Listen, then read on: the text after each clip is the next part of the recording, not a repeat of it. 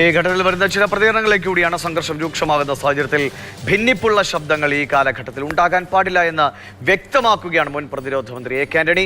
ജയം നമുക്ക് തന്നെയാണ്, ഇന്ത്യൻ സൈന്യം അത്രയും ശക്തമാണ് എന്നും മുൻ പ്രതിരോധ മന്ത്രി പറഞ്ഞു. ജയം നമുക്ക് തന്നെ. ഇന്ത്യയുടെ സൈന്യത്തെ കീഴ്പ്പെടുത്താൻ ആർക്കും സാധ്യമല്ല. ഇന്ത്യൻ സൈന്യത്തിൽ പൂർണ്ണമായ വിശ്വാസമുണ്ട്.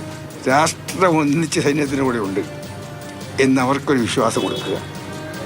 അതുകൊണ്ട് ഭിന്നിപ്പുള്ള ശബ്ദങ്ങളൊന്നും ഈ കാലഘട്ടത്തിൽ ഉണ്ടായിക്കൂടാ എന്നുള്ളതാണ്.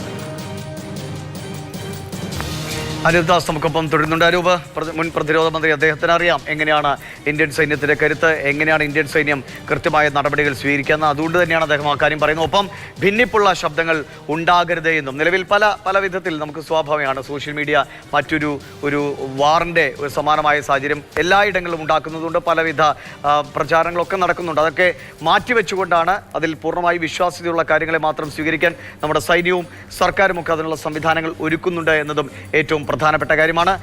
ഏതൊക്കെ നിലയിലാണ് കേന്ദ്ര സർക്കാരിൻ്റെ, ഇപ്പോൾ നേരത്തെ ബസന്ത് സൂചിപ്പിച്ചിരുന്നു, യോഗങ്ങൾ നടക്കുന്നത്? അതിൽ പ്രതിരോധ മന്ത്രിയുമായുള്ള കൂടിക്കാഴ്ചകൾ അവസാനിച്ചിട്ടുണ്ടോ? ഈ ഒരു ബ്രീഫിംഗ് ഇന്നുണ്ടാകാൻ ഉള്ള ഒരു സാധ്യതയുണ്ടോ? ബ്രീഫിംഗ് ഇന്നുണ്ടാകുമെന്നാണ് നേരത്തെ നമുക്ക് ലഭിച്ചിരുന്നൊരു വിവരം. പക്ഷേ രാവിലെ 10 മണിക്കുണ്ടാവില്ല എന്ന് ഔദ്യോഗികമായി തന്നെ നേരത്തെ അറിയിക്കുകയുണ്ടായി. ഇന്ന് വൈകിട്ടോടുകൂടി ഒരു പക്ഷേ ബ്രീഫിംഗ് ഉണ്ടായേക്കാം. അത് സംബന്ധിച്ച് ഔദ്യോഗികമായിട്ടുള്ള വിവരമൊന്നും ലഭിച്ചിട്ടില്ല.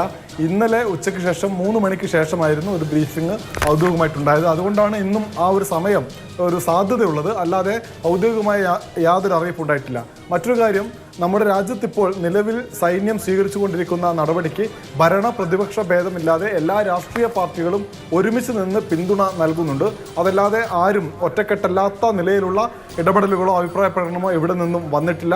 സൈന്യം രാജ്യത്തെ സംരക്ഷിക്കുന്നു, അതിന് ഞങ്ങളുടെ സമ്പൂർണ്ണ പിന്തുണയുണ്ട് എന്ന നിലയിലാണ് രാഷ്ട്രീയ പാർട്ടികളിൽ നിന്ന് പ്രതികരണം വരുന്നത്. പക്ഷേ ചിലയിടങ്ങളിൽ നിന്ന് മാത്രം യുദ്ധം ആവശ്യമില്ല, യുദ്ധത്തിലേക്ക് പോകരുത് എന്ന ചൂണ്ടിക്കാട്ടലുകൾ ഉണ്ടാവുന്നുണ്ട്. അതല്ലാതെ ഒരു അപശബ്ദം അല്ലെങ്കിൽ രാജ്യത്തിൻ്റെ ഐക്യത്തെ ബാധിക്കുന്ന തരത്തിലുള്ള ശബ്ദം എവിടെ നിന്നും വന്നിട്ടില്ല. ഇപ്പോൾ ഏറ്റവും ഒടുവിൽ നമ്മുടെ യൂണിയൻ മിനിസ്റ്റർ ശിവരാജ് സിംഗ് ചൗഹാൻ അദ്ദേഹം പറഞ്ഞിരിക്കുന്നു, നമുക്ക് രാജ്യത്തിന് ആവശ്യമുള്ള ഭക്ഷ്യവസ്തുക്കൾ നമ്മുടെ കയ്യിലുണ്ട്, ഭയപ്പെടേണ്ട ആവശ്യമില്ല. അരിയുണ്ട്, ഗോതമ്പുണ്ട്, മറ്റു പ്രധാനപ്പെട്ട സാധനങ്ങളൊക്കെ ഉണ്ട്.